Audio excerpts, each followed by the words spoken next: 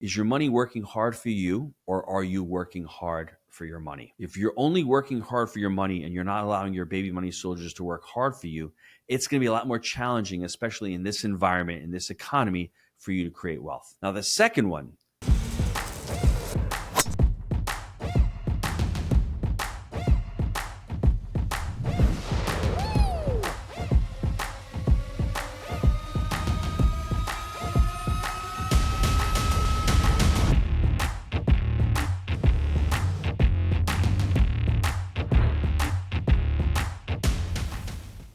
hello and welcome. My name is Gino Barbaro, one of the co-founders of Jake and Gino, and in this how-to, we are going to be dissecting and we're going to be destroying myths on creating wealth and becoming financially free.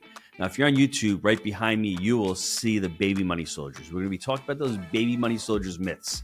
And if you've never heard of what a baby money soldier is, let me dive in right now. I've got one in front of me. If you're on YouTube, you'll see a dollar bill. Every dollar that comes into your life is what we call a baby money soldier. Now, to create wealth, really determined by how you allocate and you use those baby money soldiers. Those people who actually put baby money soldiers aside and invest them to be able to procreate more baby money soldiers, they're just going to create wealth a lot faster. But let's dive into these myths. And this first one really bothers me because when I was growing up, I thought, hey, the more money I make, the easier it is to become financially free. Little did I know about Parkinson's law, which affects the vast majority of us living in America. You're making $100,000 a year, life's going well, you're paying your bills. All of a sudden, you get a nice raise. You're making $200,000 a year. Hey, I'm going to become financially free a lot quicker. I just add an additional $100,000. Well, what does the average person do? Their lifestyle tends to bump up. Instead of saying to themselves, I've got an additional, let's say $60,000 or $70,000 of baby money soldiers after tax. What do they do with that money? They go out, they get a bigger home, they get a bigger car, they go on vacation. All of a sudden, the husband, Gino, buys some jewelry for my wife, Julia. I'm killing my baby money soldiers. I'm not letting them procreate. So it doesn't matter how much money you make. If you get trapped into that law where you continue to make more, you continue to earn more, but you're not using your baby money soldiers properly, you're not going to create wealth. That's really, really important. It's not what you make, as my father used to say, it's what you keep. So understand, it's not how much money you're making, it's how you're allocating your baby money soldiers and allowing them to grow. I would write this down. This slogan that I heard about 15 years ago really hit me hard. Is your money working hard for you, or are you working hard for your money?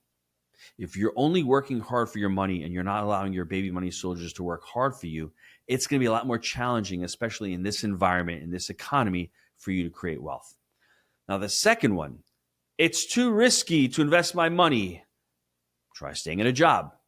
A lot of people out there have a ton of fear. They're afraid because they don't understand the vehicle that they're investing in. If you don't allow your baby money soldiers to grow, to procreate, it's going to be very challenging to be able to grow your money.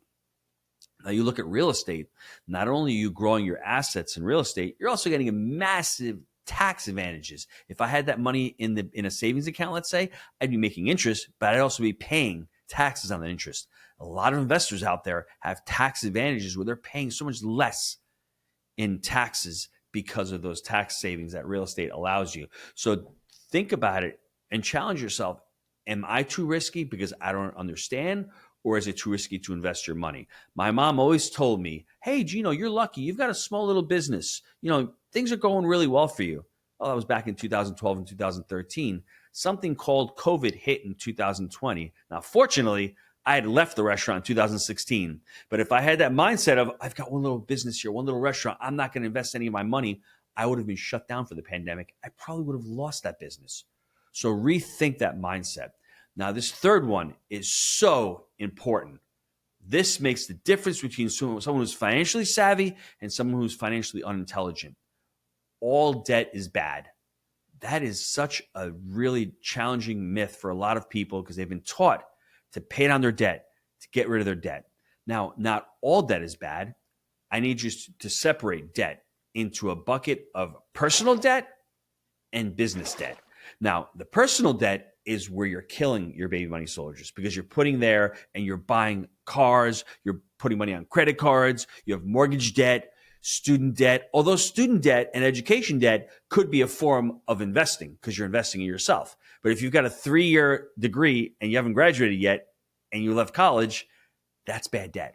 So understand the difference between personal debt and business debt. Those who are financially wealthy and financially savvy and have that mindset of the wealthy mindset use their business, use their assets and lever up. And that business debt they're using to create cash flow to pay for their personal lifestyles. Number 4, you need to have a lot of baby money soldiers to start investing. This is the biggest, for me, limiting belief that most of us have, because that's just putting off the inevitable. You're giving yourself an excuse. I don't have enough. It's not the right time. I'm never going to start. In 2016, my son Michael comes to me and he says, Dad, I want to buy an amplifier. Loves to play the guitar. He's pretty awesome at it. He already had a couple. Okay, Mike, you've got $5,000 in the bank. You want to spend how much for an amp? $1,500? I didn't have the example of a baby money soldier, but I'm like, Mike, you're going to spend 30% of your baby money soldiers on a luxury that you already have. You're going to be killing them. And I persuaded him at the time. He was 16. I still wanted him to make the decision because if I told him blanket no, I didn't want him to resent that. But I made him understand you can't spend your net worth and then you don't have any money set on the side if something happens. Let's invest that money. 6 months later, we invested that money into a deal.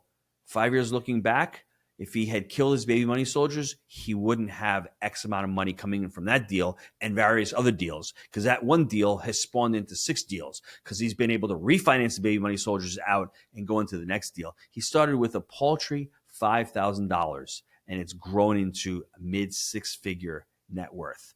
And you may think it's incredible. You may think it's not believable. I'm here to tell you, starting out with a small amount gets you started. It gets the momentum going. It gets the juices flowing. All of a sudden, you're in the game. And it's once you have that skin in the game, everything changes for you. You become concerned. You become more aware. And you start spending more time with that. So don't stop yourself by saying, oh, I don't have enough money. Start today, no matter how much you have. And I think the last one, you can couple this one in. I have something about an estate plan, which is really, really important. It's too late for me to start investing. Let's do that 4.1.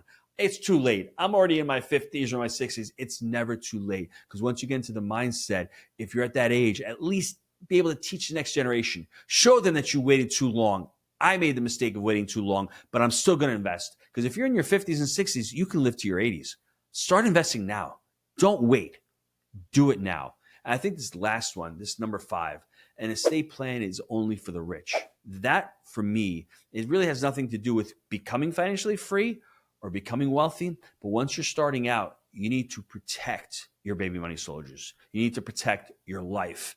And an estate plan isn't an amazing way to do that. Whether it's a last will and testament, healthcare proxy, you're talking about a power of attorney, whatever that may be with the estate plan, it's important that you need to start creating one. And if you're just starting out and you've just started having kids at that age, you still need a last will and testament. You need guardianship for your children. If you're a little bit more advanced and you have a couple of assets, maybe look into a revocable trust so you can start trying to think to yourself down the road, if something does happen to me, I need to put these assets into a revocable trust so I can avoid probate. So don't think of yourself, this is once again, I'm too small. I don't need that. Over 70% of the people in this country do not have an estate plan. And it's something that you need to start wrapping your mind around because you're looking at yourself today. I promise you, if you follow the baby money rules in the next 10 years, you're going to generate so much wealth that you're going to be like, oh, wow, I need to do it now. Start planning accordingly now. What I love to hear, I mean, if you're out there and you're looking to yourself, how do I get started in real estate? How do I get started creating my baby money soldiers? What I want you to do, 2 things. First thing, email me, gino@jakeandgino.com. I'll send you a free copy of our PDF book, Will Our Profits. I'll send it to you by email. And the second thing is just go to jakeandgino.com/webinar. Every month, we have a monthly webinar talking about how to create wealth, talking about what's going on in the market. Some months we have testimonials and students sharing their deals. Remember, it's never too late, and you don't need to have a lot of money to start investing in an asset, and more importantly, investing in yourself. So just go to jakeandgino.com/webinar and sign up for our next month's webinar. Listen, I love talking about baby money soldiers. I love talking about creating wealth. We always say it's a pretty simple process. It ain't easy.